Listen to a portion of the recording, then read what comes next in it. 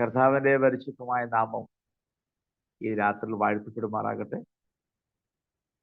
ഈ സൂം പ്ലാറ്റ്ഫോമിൽ ദൈവജന പഠനത്തിനായി വന്നിരിക്കുന്ന കർത്താവിന്റെ വിലപ്പെട്ട ദാസന്മാർ, മാതാപിതാക്കൾ, സഹോദരന്മാർ എല്ലാവരെയും യേശു ക്രിസ്തുവിന്റെ നാമത്തിൽ ഹൃദയാംഗമായി സ്വാഗതം ചെയ്തുകൊള്ളുന്നു. ഇതിനെ തുടർന്ന് യൂട്യൂബിൽ ദൈവജനം പഠിക്കാൻ ആഗ്രഹിച്ചു വരുന്ന എല്ലാ മാന്യ പ്രിയപ്പെട്ടവരെയും യേശു ക്രിസ്തുവിന്റെ നാമത്തിൽ ഹൃദയാംഗമായി സ്വാഗതം ചെയ്തുകൊള്ളുന്നു. നമ്മൾ എഹെസ്കേലിന്റെ പുസ്തകം 29 അധ്യായമാണ് പഠിച്ചുകൊണ്ടിരിക്കുന്നത്. പ്രാർത്ഥനയിൽ നമ്മൾ ഓർപ്പിച്ചതുപോലെ ഈ ഒരു വർഷം നമ്മളെ വിട്ട് കടന്നു പോകാറായി. നാളെ കഴിയുമ്പോൾ 12-ാം മാസം പ്രവേശിക്കുന്നു. പലയിടങ്ങളിലും സഭകളും വ്യക്തികളും ഒരു പുതുവർഷത്തെ എതിരേൽക്കുവാൻ വേണ്ടിയുള്ള ഒരുക്കങ്ങൾ ഹൃദയത്തിനകത്തും സഭാപരമായും ഒക്കെ ചെയ്തുകൊണ്ടിരിക്കുന്ന ഒരു കാലഘട്ടത്തിലേക്ക് നീങ്ങുകയാണ്. നമ്മള് ക്ലാസ് ആരംഭിച്ചിട്ട് കുറെ നാളുകളായി. നമ്മൾ ഇപ്പൊ എഹെസ്കേലിലെ 95 ക്ലാസ്സുകൾ പിന്നിടുവാൻ കർത്താവ് നമ്മെ സഹായിക്കും. നമ്മൾ നടത്തുന്ന ക്ലാസ്സിലൂടെ കർത്താവിനെ നാം മഹത്വപ്പെടുവാൻ അനേകർക്ക് വിടുതലാണ് എന്നറിയുവാനൊക്കെ സാധിക്കുന്നതിൽ സന്തോഷമുണ്ട്. നിങ്ങൾ എല്ലാവരും എനിക്കൊരു പ്രാർത്ഥിക്കുന്നത് എനിക്കറിയാം. നിങ്ങളുടെ വിലപ്പെട്ട പ്രാർത്ഥനയിൽ തുടർന്നും എന്നെയും എന്റെ മിനിസ്ട്രിയെയും കുടുംബത്തെ ഓർത്ത് പ്രാർത്ഥിക്കണമേ എന്ന് ഞാൻ പ്രാരംഭത്തിൽ ഓർപ്പിച്ചുകൊള്ളും. നമ്മൾ കഴിഞ്ഞ ആഴ്ച 29-ാം അധ്യായം പഠിച്ചു വരുമ്പോൾ ഈജിപ്തിനെ 2 കാര്യങ്ങളോടുമായി സാമ്യപ്പെടുത്തി പറയുന്നു. ഒന്ന്, നൈൽ നദിയിൽ കിടക്കുന്ന മുതലയോട് സാമ്യപ്പെടുത്തി പറയുന്നു. അതിൽ യഹോവ ദൈവം പറയുന്നത് മുതലയുടെ ചെകിളത്ത് ഹുക്കിട്ട് വലിച്ചെടുത്ത് അതിനെ മരുഭൂമിയിൽ എറിഞ്ഞു കളയും. ആരും നിന്നെ ശേഖരിക്കുകയില്ല. നിന്റെ മീനുകൾ നിന്റെ ചെതുമ്പലിന്മേൽ പറ്റിപ്പിടിച്ചിരിക്കും.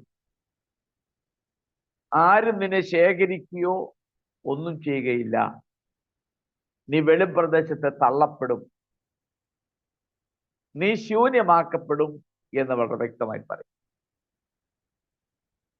അതിനെ തുടർന്ന് പറയുന്നുണ്ട്, നിന്റെ മാംസം ആകാശത്തിലെ പറവുകളും കാട്ടിലെ മൃഗങ്ങളും ഭക്ഷിക്കും എന്ന് പറയുന്നു. നമുക്കറിയാം, ഈ ഈജിപ്തിനെ സംബന്ധിച്ച് അവരുടെ ഇടയിൽ ഏറ്റവും അധികം സംസ്കാര സമ്പന്നതയുടെ ഒരു സമയമാണ്. സംസ്കാരങ്ങളുടെ ഒരു വലിയ നാടാണ് ഒരു കാലഘട്ടത്തിൽ ഈജിപ്ത്.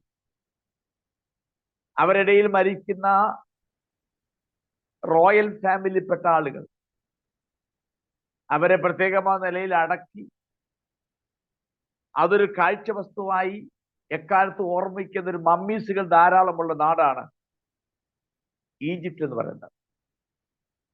ഇവിടെ യഹോവയായ ദൈവം പറയുന്നു, നിന്നെ ശേഖരിക്കുകയാട്ട്, നിന്നെ അടക്കം ചെയ്യുകയാട്ട് അനുവദിക്കത്തില്ല. നിന്നെ കൊത്തിപ്പറിക്കുകയും നിന്നെ തിന്നുകയും ചെയ്യുന്ന മൃഗങ്ങളും പറവുകളും എന്ന് പറഞ്ഞാൽ അവരുടെ സംസ്കാരത്തെ വരെ യഹോവയായ ദൈവം ന്യായം വിധിക്കുന്ന അനുഭവത്തിലേക്ക് നീങ്ങും. നാളുകളായി നിങ്ങൾ നടത്തിക്കൊണ്ടിരിക്കുന്ന ആ സംസ്കാരത്തെ വരെ ദൈവത്തിന് ന്യായവിധി അതിന്മേൽ വരുന്നതായിട്ടാണ് നമുക്ക് മനസ്സിലാക്കാൻ കഴിയുന്നത്. രണ്ടാമത് യഹോവയായ ദൈവം അവരിൽ ധാരാളമായി വളർന്നു വരുന്ന ഞാങ്ങണ എന്ന് പറയുന്ന ആ ചെടിയോട് സാമ്യപ്പെടുത്തി പറയും, നീ ഒരു ഞാങ്ങണ പോലെയാണ്. അതുകൊണ്ട് അതിന് പറയുന്നു, അത് ഇസ്രായേൽ ജനം നിന്നെ ഊന്നുവടിയായി ഉപയോഗിച്ചാൽ അത് ഒടിഞ്ഞു പോകുന്നു. നിന്നെ ചാരുമ്പോൾ ബലമില്ലാതെ വന്നിട്ട് അവർ നടുവോടിച്ച് വീഴുന്നു. അങ്ങനെ അവർക്ക് ആശ്രയിക്കാൻ കഴിയാത്ത നിലയിലുള്ള ഒരു ഞാങ്ങണയാണ് നീ എന്ന് പറയുന്നു. ഈ ഭാഗങ്ങൾ പഠിച്ചു വരുമ്പോൾ ഈ 2 ഭാഗത്തും മനസ്സിലാക്കാൻ വരുന്നത്, യഹോവയായ ദൈവം അവിടെ ന്യായവിധി അയക്കും എന്ന് വളരെ വ്യക്തമായി പറയുന്നു. അങ്ങനെ യഹോവയായ ദൈവം ബാബിലോൺകാരെ അയക്കുന്നു. അവരെ മേൽ ഇറങ്ങിച്ചെല്ലുന്നിട്ട് അവരെ ആക്രമിക്കുന്നു, അനേകരെ കൊല്ലുന്നു, അനേകരെ പ്രവാസികളായി കൊണ്ടുപോകുന്നു. യഹോവ ദൈവം പറഞ്ഞു, നിന്റെ ദേശം ശൂന്യമായി പോകും, ആരും അതിൽ കാണുകയില്ല എന്ന് വളരെ വ്യക്തമായി പറയും. നിന്റെ ദേശത്തെ ഒരറ്റം മുതൽ മറ്റേ അറ്റം വരെ പൂർണ്ണമായി ശൂന്യമായി പോകും. നമ്മൾ ചരിത്രം പഠിച്ചു വരുമ്പോൾ അത് അങ്ങനെ തന്നെ സംഭവിച്ചു. യഹോവ ദൈവം വീണ്ടും പറഞ്ഞു, നിന്റെ വരുന്ന ന്യായവിധി ഒരു 40 വർഷത്തേക്കാണ്. 40 വർഷം ഈ പ്രദേശം ശൂന്യമായി കിടക്കും, നിങ്ങൾ പ്രവാസികളായി പോകും, ആരോടും ജീവിച്ചിരിക്കുകയില്ല. എന്നാൽ നമുക്കറിയാം അത് അപ്രകാരം തന്നെ സംഭവിച്ചു. ബാബിലോൺകാർ വന്ന് നിരോധിച്ചതിനെ നശിപ്പിച്ചു, തീയിട്ടു, അവിടെയുള്ളവരെ കൊന്നു, കുറെ ആളുകളെ പ്രവാസത്തിലേക്ക് കൊണ്ടുപോയി എന്ന് നമുക്ക് പഠിക്കാൻ കഴിയും. അത് കഴിയുമ്പോൾ യഹോവയായ ദൈവം അവരുടെ റിസ്റ്റോറേഷന് വേണ്ടിയുള്ള, അവരെ നിർമ്മാണത്തിന് വേണ്ടിയുള്ള ഒരു വാഗ്ദത്തം ദൈവം കൊടുക്കുന്നു. അതാണ് ദൈവം നീതിമാനാന്ന് പറയാൻ. ദൈവം അവർക്ക് വാഗ്ദത്തം കൊടുക്കുന്നു, നിന്നെ മടക്കി 40 വർഷം കഴിയുമ്പോൾ നിന്റെ രാജ്യത്തേക്ക് മടക്കിക്കൊണ്ടുവരും. പക്ഷെ നീ ഒരിക്കലും ഒരു പ്രബല രാഷ്ട്രമാകത്തില്ല, നീ രാജ്യങ്ങളുടെ ഹീനമാകുന്ന രാജ്യമായി തന്നെ തുടരും എന്ന് വളരെ വ്യക്തമായി പറഞ്ഞു. ബാബിലോണിന്റെ കാലഘട്ടത്തിന് ശേഷം പേർഷ്യ എന്ന് പറയുന്ന സാമ്രാജ്യം ശക്തി പ്രാപിച്ചു വരികയും പേർഷ്യക്കാർ ഈജിപ്തുകാരെ തങ്ങളുടെ രാജ്യത്തിലേക്ക് മടങ്ങിപ്പോകാൻ അനുവദിക്കുകയും അവർ തിരികെ വന്നിട്ട് അവർ രാജ്യത്തെ താമസിച്ചത് കെട്ടിപ്പടുത്ത് ഉയർത്തിക്കൊണ്ട് വന്നു. ദൈവം പറഞ്ഞൊരു കാര്യമുണ്ട്, നീ ഇനി ഒരിക്കലും പ്രബലമായ ഒരു രാഷ്ട്രമായി തരികയില്ല. അത് വളരെ കറക്റ്റാണ്. ഒരു കാലഘട്ടത്തിൽ വളരെ ഉയർന്നു നിന്ന സാമ്രാജ്യ ശക്തിയായിരുന്നു ഈജിപ്ത്. ഇന്ന് ലോകരാഷ്ട്രങ്ങളിൽ ഒന്നുമില്ലാത്ത ഒരു കൊച്ചു രാഷ്ട്രമായി നിലകൊണ്ടു പോകുന്നു. ഇന്ന് ഇസ്രായേൽ ജനത്തെ ഒരു വിധത്തിലും ആശ്രയിക്കാൻ കഴിയാത്ത നിലയിൽ, സഹായത്തിനായി ഒരിക്കലും ഈജിപ്തിനെ ആശ്രയിക്കാൻ കഴിയാത്ത നിലയിൽ, അവർ ഇസ്രായേൽ അത് മനസ്സിലാകത്തക്ക നിലയിലുള്ള സ്ഥിതിയിലേക്ക് ഈജിപ്തിനെ മാറ്റുന്നു. ഒരു കാലത്ത് യഹോവയായ ദൈവത്തോട് പറഞ്ഞിരുന്നു, നിങ്ങൾ അങ്ങോട്ട് തിരിഞ്ഞു നോക്കൽ, അവിടേക്ക് പോകൽ. ഇസ്രായേലിലെ പിതാക്കന്മാർ ദൈവത്തിൽ പൂർണ്ണമായി ആശ്രയിച്ചു. ദൈവം ശത്രുവിന്റെ കയ്യിൽ നിന്നവരെ വിടുവിച്ചു, ജയം കൊടുത്തു. തലമുറകൾ പലത് മാറി വന്നപ്പോൾ ദൈവത്തെക്കാൾ ഉപരിയായ നിലയിൽ ഈജിപ്തിൽ ആശ്രയിക്കുകയും തക്ക സമയത്ത് ഈജിപ്തിൽ നിന്ന് സഹായം ലഭിക്കാതെ വന്നിട്ട് അവർ പരാജയപ്പെടുകയും ചെയ്യുന്നതായി നമുക്ക് കാണാൻ കഴിയുന്നു. നമ്മൾ ഇതാണ് പഠിച്ചു നിർത്തുന്നത്. നമ്മൾ ഇനിയും അടുത്ത ഭാഗത്തേക്ക് പോവുകയാണ്. 17 മുതൽ 21 വാക്യങ്ങൾ നമുക്ക് വായിക്കാം. യെഹെസ്കേലിന്റെ പുസ്തകം 29-ാം അധ്യായത്തിന്റെ 17 മുതൽ 21 വരെയുള്ള വാക്യങ്ങൾ. 27-ാം ആണ്ട് 1-ാം മാസം 1-ാം തീയതി യഹോവയുടെ അരുളപ്പാട് എനിക്കുണ്ടായത് എന്തെന്നാൽ, മനുഷ്യപുത്ര, ബാബേൽ രാജാവായ നെബൂഖദ്നേസർ സോറിന്റെ നേരെ തന്റെ സൈന്യത്തെ കൊണ്ട് വലിയ വേല ചെയ്യിച്ചു. എല്ലാ തലയും കഷണ്ടിയായി, എല്ലാ ചുമലും തോലുരിഞ്ഞുപോയി. എങ്കിലും സോറിന് വിരോധമായി ചെയ്ത വേലയ്ക്ക് അവനോ അവന്റെ സൈന്യത്തിനോ അവിടെ നിന്ന് പ്രതിഫലം കിട്ടിയില്ല. അതുകൊണ്ട് യഹോവയായ കർത്താവ് ഇപ്രകാരം അരുളി ചെയ്യുന്നു, ഞാൻ മിസ്രയീം ദേശത്തെ ബാബേൽ രാജാവായ നെബൂഖദ്നേസറിന് കൊടുക്കും. അവൻ അതിലെ സമ്പത്തെടുത്ത് അതിനെ കൊള്ളയിട്ട് കവർച്ച ചെയ്യും. അതവന്റെ സൈന്യത്തിന് പ്രതിഫലമായിരിക്കും. ഞാൻ അവന് മിസ്രയീം ദേശത്തെ അവൻ ചെയ്ത വേലയ്ക്ക് പ്രതിഫലമായി കൊടുക്കുന്നു. അവർ എനിക്കായിട്ടല്ലോ പ്രവർത്തിച്ചതെന്ന് യഹോവയായ കർത്താവിന്റെ അരുളപ്പാട്. അന്നാളിൽ ഞാൻ ഇസ്രായേൽ ഗൃഹത്തിന് ഒരു കൊമ്പ് മുളയ്ക്കുമാറാക്കി അവരുടെ നടുവിൽ നിനക്ക് തുറന്ന വായ് നൽകും. ഞാൻ യഹോവ എന്ന് അവർ അറിയും. ഓക്കെ, ഈ പാസേജ് ആരംഭിക്കുന്നത് ഒരു ആണ്ടിന്റെ കാര്യം പറഞ്ഞ് ആരംഭിക്കും.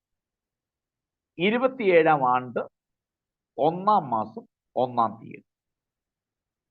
ഈ അധ്യായം തന്നെ ആരംഭിക്കുമ്പോൾ 10-ാം ആണ്ട് 10-ാം മാസം 12-ാം തീയതി എന്ന് പറഞ്ഞ് ആരംഭിക്കും. ഇപ്പോൾ ഇവിടെ വന്നപ്പോൾ 27-ാം ആണ്ട് 1-ാം മാസം 1-ാം തീയതി എന്ന് പറയും. നമ്മളെ ആണ്ടുകളുടെ കണക്കനുസരിച്ച് പറഞ്ഞു വരുമ്പോൾ ഇവിടെ 27-ാം ആണ്ടെന്ന് പറയുന്നു. തൊട്ടു മുമ്പ് 10-ാം ആണ്ടെന്ന് പറയുന്നു. അത് യെരൂശലേം പിടിച്ചടക്കിയതിനു ശേഷം, നെബൂഖദ്നേസർ പിടിച്ചടക്കിയതിനു ശേഷം 15 വർഷത്തിന് ശേഷമുള്ള ഒരു കാലഘട്ടത്തെ കുറിച്ചാണ് ഇവിടെ പറയുന്നത്. ആദ്യത്തെ ആ പ്രവചന ഭാഗത്ത് യെരൂശലേം പിടിച്ചടക്കുന്നതിന് 1 വർഷം മുമ്പായിരുന്നു. 10-ാം ആണ്ടെന്ന് പറയുമ്പോൾ 1 വർഷം മുമ്പ് നടന്നില്ല. അപ്പോൾ ഏകദേശം 16 വർഷത്തിന് ശേഷം, യെരൂശലേം പിടിച്ചടക്കിയ ശേഷം ഏകദേശം 16 വർഷത്തിന് ശേഷം യഹോവയുടെ അരുളപ്പാട് യെഹെസ്കേലിന് ഉണ്ടാകുന്ന ഒരു ഭാഗമാണ് ഇവിടെ വായിക്കുന്നത്. ഈ 17 മുതൽ 21 വാക്യങ്ങൾ നമ്മൾ വായിച്ചു കഴിഞ്ഞു. ഇത് സംഭവിച്ചത് BC 571 ഏപ്രിൽ മാസം ആണ് എന്ന് പണ്ഡിതന്മാർ അവകാശം. ഈ പ്രവചനം യഹോവയായ ദൈവം യെഹെസ്കേലിന് നൽകി. സാധാരണയായി യെഹെസ്കേൽ തന്റെ പ്രവചനങ്ങളിൽ അതിന്റെ തീയതികൾ എഴുതുമ്പോൾ വളരെ ക്രമത്തിലാണ് രേഖപ്പെടുത്തുന്നത്. എന്നാൽ ഇവിടെ ഈ 27-ാം ആണ്ട് എന്ന് പറയുന്നത് ക്രമത്തിലല്ല രേഖപ്പെടുത്തി. അത് ഞാൻ ഓർപ്പിച്ചത്. ഇനി നമുക്ക് വായിച്ച വേദഭാഗത്തിലേക്ക് നോക്കുമ്പോൾ തോറിനെ കുറിച്ച് പറയുന്നുണ്ട്, ഈജിപ്തിനെ കുറിച്ച് പറയുന്നുണ്ട്, യഹൂദ ഗ്രഹത്തെ കുറിച്ച് പറയുന്നു. തോറിനെ കുറിച്ച് പറയുമ്പോൾ നമുക്കറിയാം, യഹോവയായ ദൈവം ബാബിലോണിനെ സോറിലേക്ക് അയച്ചു. അങ്ങനെയാണ് സോറിനെ നശിപ്പിക്കുന്നതും കീഴടക്കുകയും ചെയ്തത്. ബാബിലോൺകാർക്ക് സോറിനെ പരാജയപ്പെടുത്താൻ ഏകദേശം 13 വർഷം എടുത്തു എന്നാണ് പറയുന്നത്. അത്രമാത്രം ഒരു വലിയ കോട്ടകളും വളരെ സേഫും സെക്യൂരിറ്റിയൊക്കെ ഉണ്ടായിരുന്ന നാടായിരുന്നു സോർ. ഞാൻ ഓർപ്പിച്ച നമ്മൾ BC 573 സോറിന് ഒരുപാട് സമ്പത്തുകൾ ഉണ്ടായിരുന്നു, ധാരാളം സമ്പത്ത്. ബാബിലോൺകാർ വന്ന് BC 573 അതിനെ യുദ്ധം ചെയ്തു. സോർ അവർക്ക് കീഴടങ്ങി കൊടുത്തു. അപ്പോഴേക്കും സോറിന് ആ സമയത്തൊക്കെ ധാരാളം സമ്പത്തുണ്ടായിരുന്നു. എന്നാൽ ബാബിലോൺകാരുടെ പ്രയത്നത്തിന് പ്രതിഫലമായി എടുക്കുവാൻ കഴിയുന്ന ചില വിലപ്പെട്ട കാര്യങ്ങൾ ഉണ്ടായിരുന്നു എന്നാ പറയുന്നത്. എന്ന് പറഞ്ഞാൽ എല്ലാ രാജ്യങ്ങളും മറ്റു രാജ്യങ്ങളെ അടിച്ചമർത്തി കീഴ്പ്പെടുത്തി യുദ്ധം ചെയ്യുമ്പോൾ അവിടുന്ന് എന്തെല്ലാം കൊള്ളയിടാമോ അത് മൊത്തം കൊള്ളയിട്ടെടുക്കും. അങ്ങനെ കൊള്ളയിട്ടെടുക്കത്തക്ക നല്ല ക്രമീകരണം സോറിൽ ഉണ്ടായിരുന്നു. എന്നാൽ അത് വേണ്ട വിധത്തിൽ ബാബിലോൺകാർക്ക് കിട്ടിയിട്ടില്ല. അതിനെക്കുറിച്ച് പല അഭിപ്രായങ്ങളുണ്ട്. ഒന്ന്, ഈജിപ്തിന്റെ രാജാവായിരുന്ന ഹൊഫ്ര, ആ രാജാവിന്റെ കീഴിലുള്ള ഈജിപ്റ്റ് സോറുമായി നല്ല സുഹൃത്ത് ബന്ധത്തിലായിരുന്നു. ഈജിപ്തിൽ നിന്നുള്ള സഹായം അവർ സമയാസമയം സപ്പോർട്ട് സോറിന് കൊടുത്തുകൊണ്ടിരുന്നു.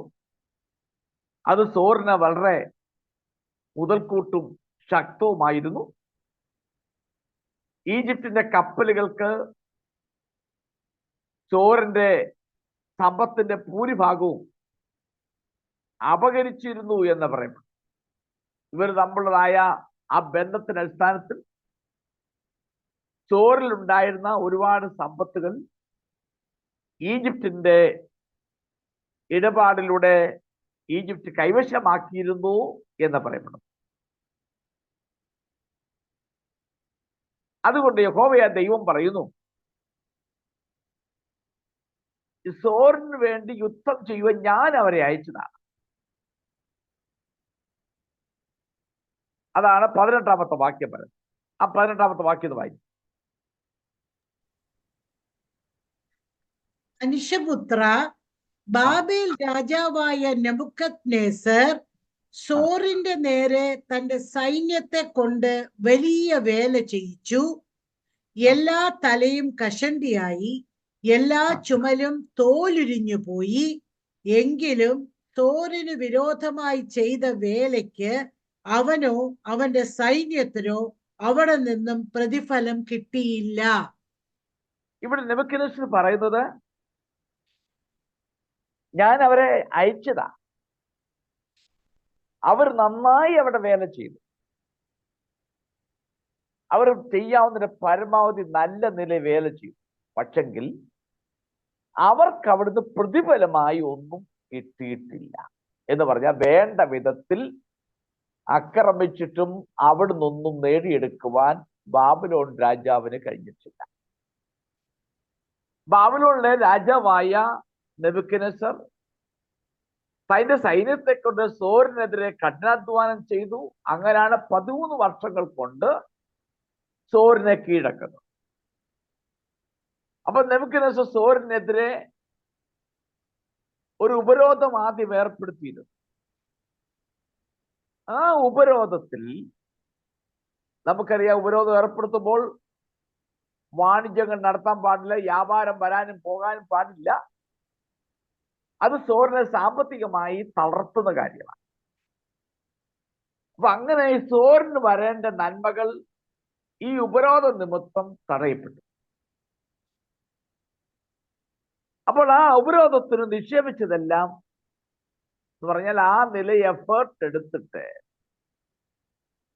നെബൂഖദ്നേസർ രാജാവ് പ്രതീക്ഷിച്ച ഒന്നും കിട്ടി.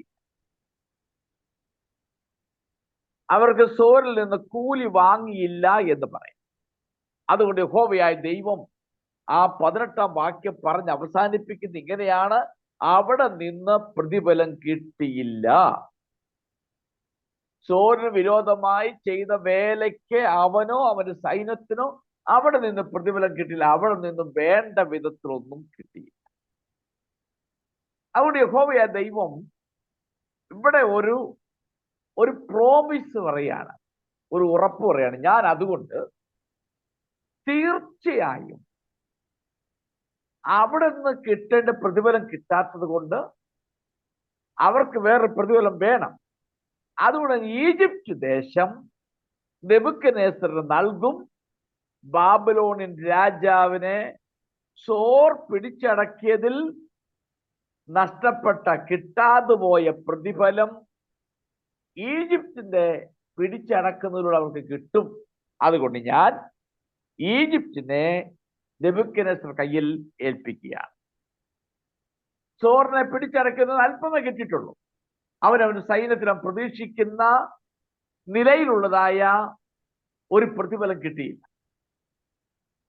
അപ്പം ബാബിലോൺ രാജാവായ നെബൂഖദ്നേസർ സോറിനെതിരായ പോരാട്ടത്തിൽ വാസ്തവത്തിൽ ദൈവത്തിന്റെ ഒരു ഏജന്റ് ആയിരുന്നു ബാബിലോൺ.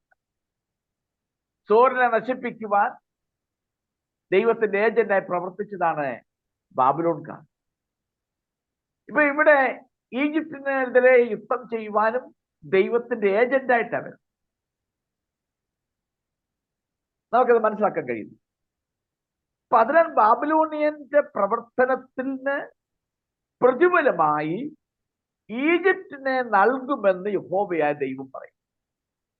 സോറിനോട് യുദ്ധം ചെയ്തു, വേണ്ട വിധത്തിൽ പ്രതിഫലം കിട്ടിയില്ല. അതുകൊണ്ട് ഞാൻ ഈജിപ്തിനെ അവന് പ്രതിഫലമായി നൽകും എന്ന് ഇവിടെ എടുത്തു പറയുന്നു. അതിന്റെ 19-ാമത്തെ വാക്യമായി, അതുകൊണ്ട് യഹോവയായ അരുളി ചെയ്യുന്നു, ഞാൻ ഇസ്രായേൽ ദേശത്തെ ബാബേൽ രാജാവായ നെബൂഖദ്നേസറിന് കൊടുക്കും. അവൻ അതിനെ സമ്പത്തെടുത്ത് അതിനെ കൊള്ളയിട്ട് കവർച്ച ചെയ്യും. അത് അവന്റെ സൈന്യത്തിന് പ്രതിഫലമായിരിക്കും.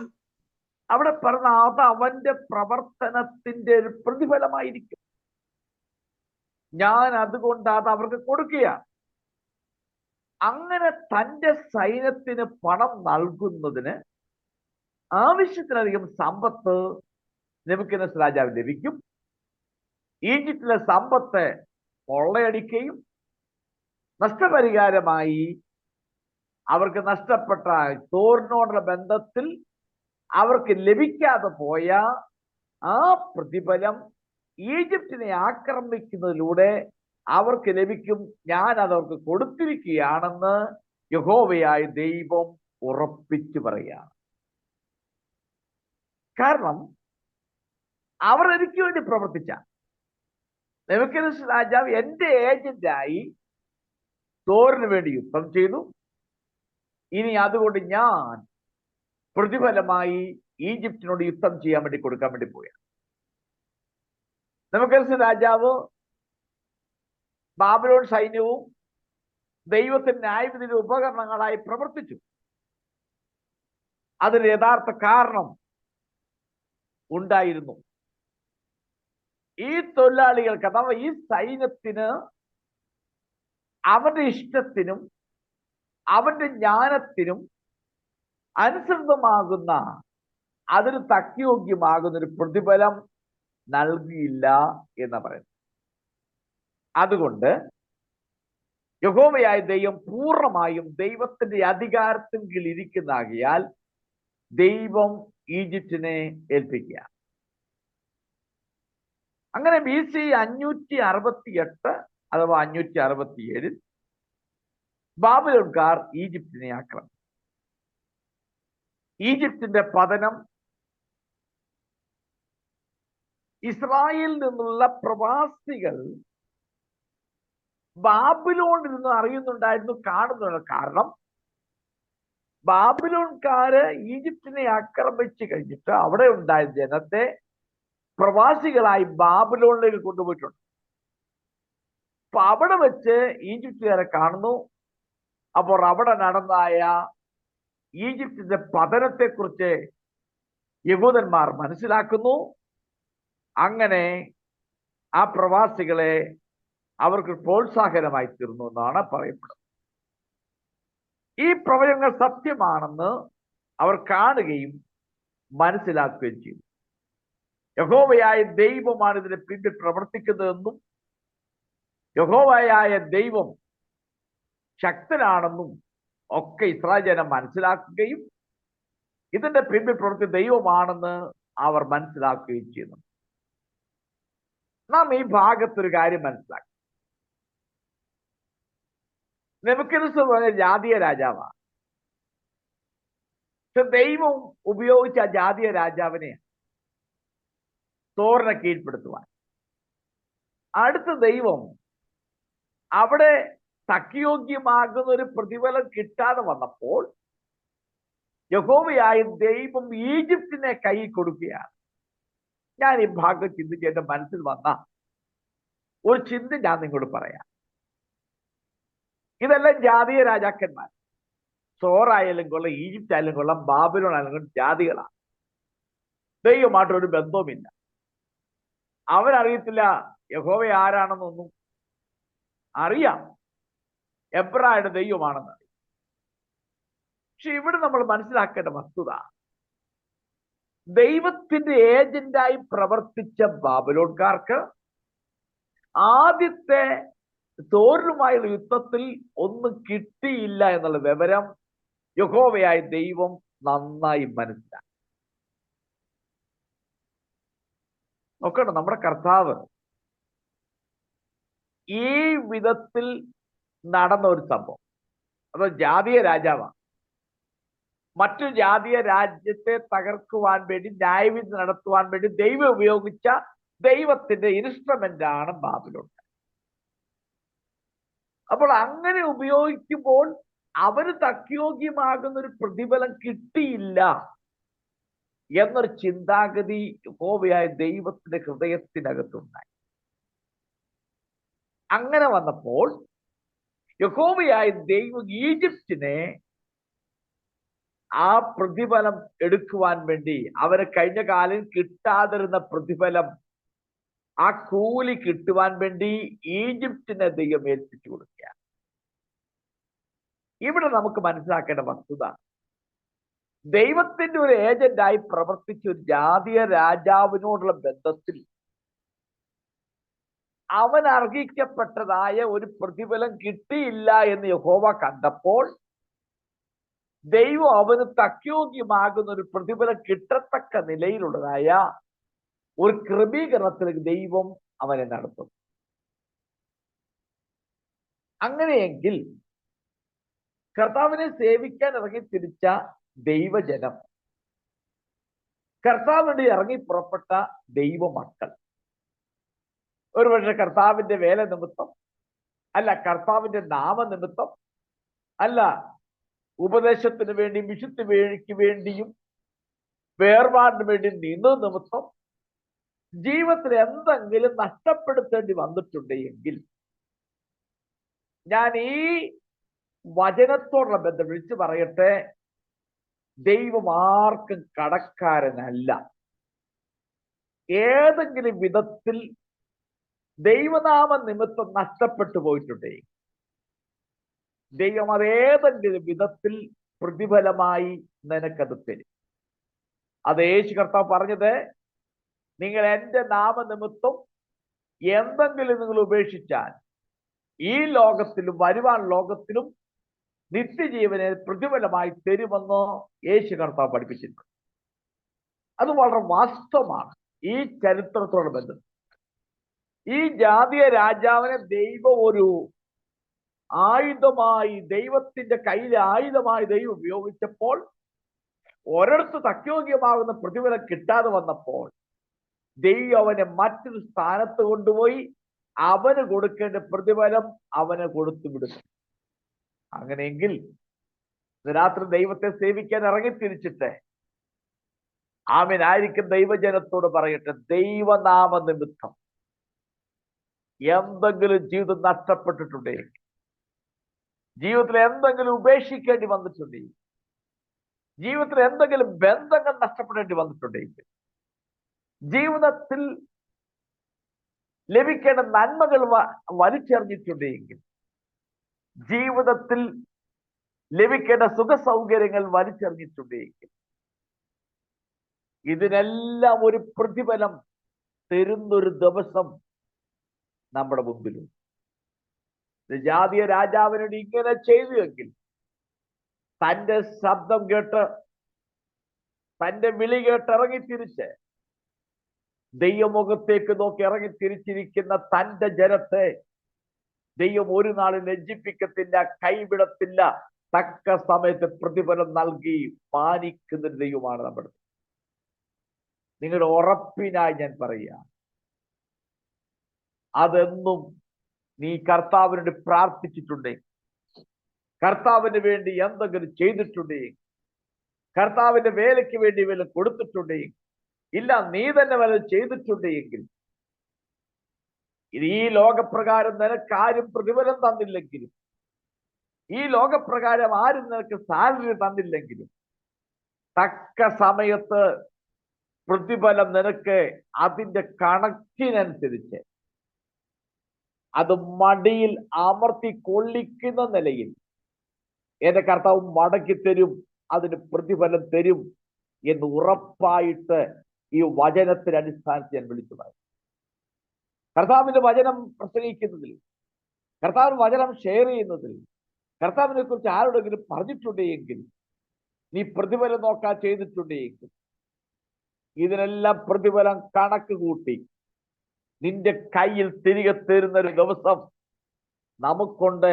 അതുകൊണ്ട് പ്രാർത്ഥിക്കുന്നവർ ഓർത്തുകൊള്ളുക, പ്രാർത്ഥനയ്ക്ക് വേണ്ടി സമയം വേർതിരിക്കുന്ന വെറുതെയല്ല, ദൈവജന ധ്യാനത്തിന് വേണ്ടി സമയം വേർതിരിക്കുന്ന വെറുതെയല്ല, ദൈവജന പഠനത്തിന് വേണ്ടി സമയം വേർതിരിക്കുന്ന വെറുതെയല്ല.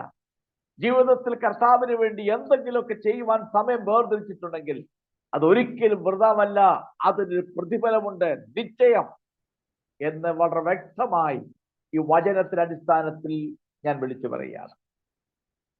ഇനി അതിന്റെ അവസാന ഭാഗത്തേക്ക് പോയി 21-ാമത്തെ വാക്യത്തിലേക്ക് പോവുകയാണ്. ഇസ്രായേൽ ഗ്രഹത്തിനോടനുബന്ധിച്ചുള്ള ഒരു വാക്തത്വം യഹോവയായി ദൈവം കൊടുക്കുകയാണ്. അത് വളരെ പ്രധാനപ്പെട്ട ഒരു കാര്യമാണ്. ആ 21-ാമത്തെ വാക്യം ഒന്ന് വായിച്ചു. അന്നാളിൽ ഞാൻ ഇസ്രായേൽ ഗ്രഹത്തിന് ഒരു കൊമ്പ് മുളയ്ക്കുമാറാക്കി അവരുടെ നടുവിൽ നിനക്ക് തുറന്ന വായി നൽകും. ഞാൻ യഹോവ എന്ന് അവർ അറിയും. ഓക്കെ, ഇവിടെ 21-ാമത്തെ വാക്യം ഇസ്രായേൽ ഗ്രഹത്തിനോടുള്ള ബന്ധത്തിലാണ്. ഇതുവരെ ഈജിപ്തിനോടുള്ള ബന്ധം പറഞ്ഞെങ്കിൽ അടുത്ത ഇസ്രായേൽ ഗ്രഹത്തിനോടുള്ള ബന്ധത്തിൽ അവിടെ വായിക്കുന്നത്, ഞാൻ ഒരു കൊമ്പ് മുളയ്ക്കുമാറാക്കി. ദൈവം ഇസ്രായേൽ ഗ്രഹത്തിന് കൊമ്പ് മുളപ്പിക്കുമെന്ന പ്രഖ്യാപനത്തോടുകൂടെ ആണ് ഈ അധ്യായം അവസാനിപ്പിക്കുന്നത്. കൊമ്പ് എന്നതിന്റെ എബ്രായ പദം കെറേൻ എന്നാണ്. കെറേൻ, QEREN, കെറേൻ. ഇതിന്റെ അർത്ഥം മൃഗത്തിന്റെ കൊമ്പ് മുതൽ മൃഗം വരെ എന്ന് പറഞ്ഞാൽ ഏത് തരത്തിലുള്ള പ്രോജക്റ്റ് ചെയ്ത് നിർത്തുന്ന വസ്തുവിനെയെല്ലാം സൂചിപ്പിക്കുന്നതാണ് ഈ കെറേൻ എന്ന് പറയുന്നത്. നമുക്കറിയാം, കൊമ്പ് എപ്പോഴും പ്രോജക്റ്റ് ചെയ്ത് നിർത്തുന്നതാണ്. ഏത് മൃഗത്തിന്റെയും തലയുടെ മുമ്പിൽ ഒരല്പം ഉയർന്നു നിൽക്കുന്നതാണ് ഈ കൊമ്പ്. അപ്പൊ കൊമ്പ് മുതൽ ഏത് വസ്തുവിനെ കൂടുതൽ ഉയർത്തി വെക്കുന്നുവോ അതല്ല ഇതിന്റെ അകത്ത് വരുന്നതാണ്.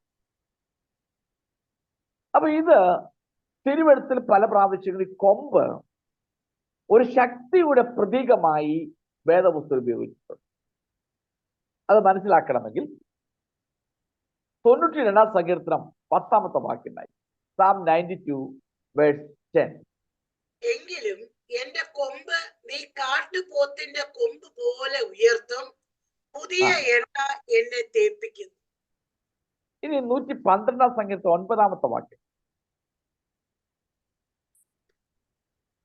അവൻ വാരി വിതറി ദരിദ്രന്മാർക്ക് കൊടുക്കുന്നു, അവന്റെ നീതി എന്നേക്കും നിലനിൽക്കുന്നു, അവന്റെ കൊമ്പ് ബഹുമാനത്തോടെ ഉയർന്നിരിക്കുന്നു. നോക്കണം, ഒരു ഭാഗത്ത് കാട്ടുപോത്തിന്റെ കൊമ്പ്, മറ്റു ഭാഗത്ത് അവന്റെ കൊമ്പ് ബഹുമാനത്തോട് ഉയർന്നിരിക്കും. ഇതൊരു ശക്തിയുടെ പ്രതീകമാണ് ഈ കൊമ്പ് എന്ന് പറയുന്നത്. ഇസ്രായേലിനോട് ബന്ധത്തിൽ ഒരു കൊമ്പ് മുളയ്ക്കും എന്ന് പറയുന്നത്. 132-ാം സങ്കീർത്തനം 17-ാമത്തെ വാക്യമായി, 132-ന്റെ 17. അവിടെ ഞാൻ ദാവീദിന് ഒരു കൊമ്പ് മുളപ്പിക്കും, എന്റെ അഭിഷക്തൻ ഒരു ദീപം ഒരുക്കിയിട്ടുമുണ്ട്. ഓക്കെ, അവിടെ ഞാൻ ദാവീദിന് ഒരു കൊമ്പ് മുളപ്പി, ദാവീദിന്റെ കൊമ്പിനെ മുളപ്പി. ഇവിടെ പറയുന്ന ഇസ്രായേൽ ഗ്രഹത്തിന് ഒരു കൊമ്പ് മുളപ്പി. വേദപുസ്തകം സെക്കറിയാവിന്റെ പുസ്തകത്തിലും മറ്റ് പല പ്രവചന പുസ്തകങ്ങളിലും നാം പഠിക്കുമ്പോൾ ഇശായിയുടെ കുറ്റിയിൽ നിന്നൊരു മുള പൊട്ടിപ്പുറപ്പെടും, ദാവീദിൽ നിന്നൊരു മുള പൊട്ടിപ്പുറപ്പെടും എന്നിങ്ങനെ നമുക്ക് പ്രവചന പുസ്തകത്തിൽ പല ഭാഗത്തും കാണാൻ കഴിയും. അതും ഇതും തമ്മിൽ കൂട്ടി യോജിപ്പിക്കണം. ഇത് രണ്ടും അല്പാർത്ഥ വ്യത്യാസം. ഇവിടെ ദാവീദിന്റെ കൊമ്പെന്നോ ഇശായിയുടെ കുറ്റിൽ നിന്ന് പുറപ്പെടുന്ന മുള എന്നല്ല പറയുന്നത്, ഇസ്രായേൽ ഗ്രഹത്തിന് ഒരു കൊമ്പെന്നാണ്. ദാവീദ് ഗ്രഹത്തിന് ഇശായിയുടെ കുറ്റിൽ നിന്ന് പൊട്ടിപ്പുറപ്പെടുന്ന മുള എന്നൊക്കെ പറയുന്നത്, അടുത്ത തന്നെ ഇവിടെ വായിക്കുന്നത്, എന്റെ അഭിഷേകത്തിന് ഞാൻ ദീപം ഒരുക്കും. ഇവിടെ മശിഹയുടെ ആവിർഭാവത്തെയാണ് ഈ ഭാഗങ്ങളിൽ രേഖപ്പെടുത്തുന്നത്. ദാവീദിന്റെ കൊമ്പ്, ഇശായിയുടെ കുറ്റിൽ നിന്ന് ഒരു മുള പൊട്ടിപ്പുറപ്പെടും. ഇതെല്ലാം മശിഹയുടെ വരവിനെ കുറിച്ചാണ്. മശിഹയുടെ ജനനം അതോ വരവ്, അതിനെക്കുറിച്ചാണ് ആ ഭാഗം രേഖപ്പെടുത്തിയത് എന്ന് നമുക്ക് വളരെ വ്യക്തമായി മനസ്സിലാക്കാൻ കഴിയും. ഇവിടെ അപ്പോൾ അത് അങ്ങനെ മശികയുടെ ആവിർഭാവത്തെക്കാൾ ഇസ്രായേലിന്റെ പുനഃസ്ഥാപനത്തെക്കുറിച്ച് നമുക്ക് അവിടെ കാണാൻ കഴിയുന്നു. എന്നാൽ ഇവിടെ നമ്മൾ വായിച്ച ഇസ്രായേൽ ഗ്രഹത്തിന് കൊമ്പ് മുളപ്പിക്കും എന്ന് പറയുന്നത് മശികയുടെ വരവിനെ കുറിച്ചുള്ളതല്ല എന്നാണ് പണ്ഡിതന്മാർ അഭിപ്രായപ്പെടുന്നത്. ഞാനും അങ്ങനെ മനസ്സിലാക്കി, എനിക്കും മനസ്സിലായത് അങ്ങനെ. ഇതൊരു ശക്തിയുടെ പ്രതീകമാണ്, ഇതൊരു സഹായത്തിന്റെ പ്രതീകമാണ് എന്ന് വളരെ വ്യക്തമായി പറയും. അപ്പൊ ഇസ്രായേലിന് കൊമ്പ് മുളയ്ക്കണം എന്ന് പറഞ്ഞ് നമ്മൾ ഉറപ്പിച്ചതുപോലെ ഇസ്രായേലിനെ കുറ്റി ദാവീദിന് മുള എന്ന് പറഞ്ഞ് യഹൂദ രാഷ്ട്രം വീണ്ടും അഭിവൃദ്ധി പ്രാപിക്കും ചെയ്യും എന്നാണ്. അത് മശികയുടെ ഭരണത്തോടനുബന്ധിച്ചുള്ള കാര്യമാണ്. ഇവിടെ കൊമ്പ് എന്ന് പറയുന്നത് യഹൂദ രാഷ്ട്രം നമുക്കറിയാം പ്രവാസത്തിൽ പോയിരിക്കുക, രാജ്യമില്ല, രാഷ്ട്രമില്ല, ആലയമില്ല, ഒന്നുമില്ല. അപ്പൊ അങ്ങനെ വരുമ്പോൾ ആ കൊമ്പിനെ ഞാൻ മുളപ്പിക്കും. ആ കൊമ്പ് മൂലം യഹൂദ രാഷ്ട്രം വീണ്ടും അഭിവൃദ്ധി പ്രാപിക്കും ചെയ്യുമെന്നാണ് പറയുന്നത്. തുല്യമാണ് ഈ പദപ്രയോഗം ഉപയോഗിച്ചത്. യഹൂദന്മാരെ അടിമത്തത്തിൽ നിന്ന് അവരെ മടങ്ങി വരുന്നതിനെ കുറിച്ചും യഹൂദയിൽ വീണ്ടും വാസം ആരംഭിക്കുന്നതിനെ കുറിച്ചുമാണ് ഈ ഭാഗം പറയുന്നത്. ഈ ഭാഗം ചിന്തിച്ചപ്പോൾ എന്റെ മനസ്സിലേക്ക് ഓടി വന്ന ഒരു കാര്യം, നമുക്കറിയാം ഇസ്രായേൽ ജനം പ്രവാസത്തിൽ പോയി. അവിടെ ദൈവം വാസ്തവത്തിൽ ഒരു കൊമ്പ് മുളപ്പിച്ചു, ഇസ്രായേൽ ഗ്രഹത്തിന് വേണ്ടി ഒരു കൊമ്പ് മുളപ്പിച്ചു. ഒരുപക്ഷെ നിങ്ങൾക്ക് പെട്ടെന്ന് പേര് മനസ്സിൽ തന്നിട്ടായി, ഞാൻ ആ ഭാഗം വായിപ്പിക്കാം. നോക്കണം, നെബൂഖദ്നേസർ രാജാവ് അവിടെ കൊണ്ടുപോയി പ്രവാസികളായി അടിമവേല ചെയ്യിക്കുകയാണ്. ഒരു രക്ഷയുമില്ല. 7 വർഷം കഴിയുമ്പോൾ അവരെ അവിടുന്ന് തിരികെ കൊണ്ടുവന്ന് യഹോവയായ ദൈവം വാഗ്ദത്തം പ്രവചനം നൽകിയിട്ടുണ്ട് ജെരമ്യാവിലൂടെ. ദാനിയേലും മറ്റു അഭിഷേകത്തിന് പ്രാർത്ഥിക്കുന്നുണ്ട്. ദാനിയേലിന്റെ പ്രാർത്ഥന ദൈവം അക്കാര്യം വെളിപ്പെടുത്തി കൊടുക്കുന്നു. ഇത് നമുക്ക് കാണാൻ കഴിയും. ദൈവം അവർക്ക് വേണ്ടി അവിടെ ഒരു കൊമ്പിനെ മുളപ്പിച്ചു, മശികയല്ല. യെശയ്യാ പ്രവചനം 44 അധ്യായത്തിന്റെ 27 28 വാക്യമായി. ഐശയ്യാ ചാപ്റ്റർ 44 verses 27 and 28. ഞാൻ ആഴിയോട് ഉണങ്ങിപ്പോക, നിന്റെ നദികളെ ഞാൻ വറ്റിച്ചു കളയും എന്ന് കൽപ്പിക്കുന്നു. കോരേഷ് എന്റെ ഇടയൻ, അവൻ എന്റെ ഹിതമൊക്കെയും നിവർത്തിക്കുമെന്നും യെരൂശലേം പണിയപ്പെടും, മന്ദിരത്തിന് അടിസ്ഥാനം ഇടുമെന്നും ഞാൻ കൽപ്പിക്കുന്നു. ഈ 45 അധ്യായം 1-ാമത്തെ വാക്യം. യഹോവ തന്റെ അഭിഷക്തനായ കോരേഷിനോട് ഇപ്രകാരം അരുളി ചെയ്യുന്നു, അവന്റെ ജാതികളെ കീഴടക്കി രാജാക്കന്മാരുടെ അരക്കച്ചകളെ അഴിക്കേണ്ടതിനും കതകുകൾ അവന് തുറന്നിരിക്കേണ്ടതിനും വാതിലുകൾ അടയാതിരിക്കേണ്ടതിനും ഞാൻ അവന്റെ വലങ്കൈ പിടിച്ചിരിക്കുന്നു. നോക്കുന്നത് ഇവിടെ 44-ാം അധ്യായം പറഞ്ഞു എന്റെ ഇടയൻ കോരശ്, എന്റെ ഇടയൻ. കോരശ് ഒരു യഹൂദനല്ല. കോരശ് പേർഷ്യൻ സാമ്രാജ്യത്തിലെ രാജാവാണ്. ബാബിലോൺ സാമ്രാജ്യം അസ്തമിച്ചു, അത് ക്ഷയിച്ചപ്പോൾ അടുത്ത 2ാമത്തെ സാമ്രാജ്യം മേർജ് ചെയ്തു വന്നു. അതാണ് പേർഷ്യൻ സാമ്രാജ്യം. അവർ മുഖേന മേദ്യയിൽ കൂടി അങ്ങനെ മേദ്യ പേർഷ്യ എന്ന് പറഞ്ഞ സാമ്രാജ്യം അധികാരത്തിൽ വരും.